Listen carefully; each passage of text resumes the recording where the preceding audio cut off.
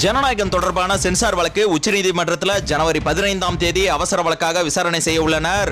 அவசர வழக்காக எடுத்திருக்காங்களே, அது வரைக்கும் ரொம்பவே சந்தோஷம். அதற்கான ரிசல்ட் ஜனவரி 15ஆம் தேதி மதியமா நமக்கு தெரிஞ்சிரும். இந்த நேரத்தில் ராகுல் காந்தி அவர்கள் ட்வீட் போட்டிருக்காங்க, ஜனநாயகன் படத்தை தடுக்கும் முயற்சி தமிழ் கலாச்சாரத்தின் மீதான தாக்குதலாகும். திரு மோடி அவர்களே, தமிழ் மக்களின் குரலை அடக்குவதால் உங்களால் ஒருபோதும் வெற்றி பெற முடியாது. காங்கிரஸ் தரப்புல எல்லாருமே சப்போர்ட் பண்ணிட்டு இருந்தாங்க. இப்ப தலைவரும் சப்போர்ட் பண்ணிட்டாரு. இதுக்கு பின்னாடி இருக்கக்கூடிய அரசியலை நம்ம அப்புறம் பேசுவோம். இப்ப இதற்கடுத்து ஜனவரி 19ஆம் தேதியில தளபதியை சிபிஐ திரும்பவும் விசாரணை பண்றாங்க. அதற்கான சம்மன் அனுப்பியிருக்காங்க. இது இரண்டாம் கட்ட விசாரணை. தளபதி விஜய் அவர்களை இந்த அளவுக்கு தீவிரமா விசாரிக்க காரணம் என்னன்னா, ஒரு பக்கம் பிஜேபி பண்ற பொலிட்டிக்கல் கேம்னு சொல்றாங்க, இன்னொரு பக்கம் புஷி ஆனந்த் மற்றும் ஆதவ் அர்ஜுனா கிட்ட நிறைய கேள்விகள் கேட்டாங்களாம். அதுல முக்கியமான கேள்விகளுக்கு அவங்க பதில் தெரியலன்னு சொல்லியிருக்காங்களாம். அதாவது சிபிஐ இதற்கு யாரு தலைமை தாங்கும் பொறுப்பு அப்படின்னு கேட்கிறப்ப கவர்மெண்ட் தான் குற்றம் சாட்டியிருக்காங்க.